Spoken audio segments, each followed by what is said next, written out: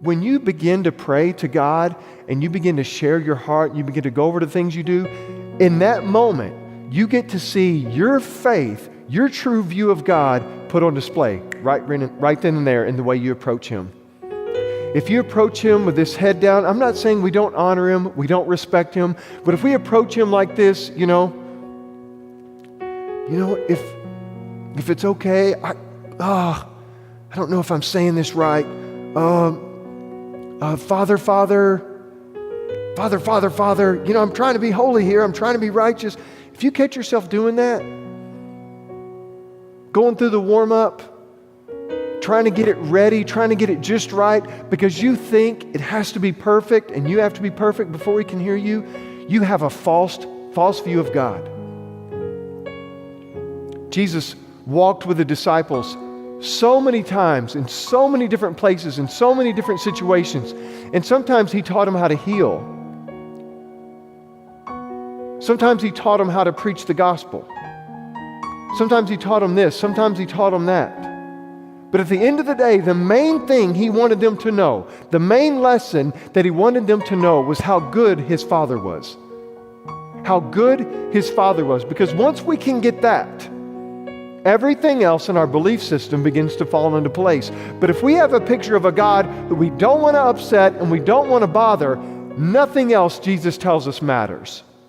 And unfortunately, tons and tons of Christians have been raised, whether it be in a family or in a church situation, where God is this, don't bother me unless you really need something guy, and we approach Him in this way. And that is not at all the picture that is painted in the Scripture of this babbling baby who doesn't know. It just knows there's someone who can help and has full confidence and faith because of the person, not in their ability, but in that person's ability to help. They go to them and they say, "Daddy, Daddy, Daddy," and they slap them on the thigh until they reach down and pick them up. That's the picture of our prayer. I remember being outside playing, being young, being hot, tired, exhausted. Fall down, scrape my knee, hit my head, wreck my bike, turn the lawnmower over. List goes on, the stuff I did. And I remember going to that back door and looking through the screen door at Mom. She'd be in the kitchen, I had the screen door, and I was hurting and I'd crying. And she'd rush over to that door and she'd throw it open. She wouldn't say a word. She wouldn't make me take my shoes off. She didn't clean me up so I could come in on her clean carpet. She would reach down and snatch me up, and she would walk me in and set me down. She would clean me up. She would feed me. She would love me. She would care for me because she loved me more than anything.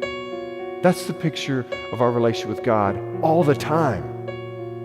All the time, every moment of every single day, that's the picture. That's that Abba picture of this baby who's hurt, who's crying, who has needs, and doesn't even know how to express it. Is just moaning, is just crying, is just grunting. And He goes, absolutely, I understand everything you're saying, every word that's coming out of your mouth. And you don't even know what's coming out of your mouth.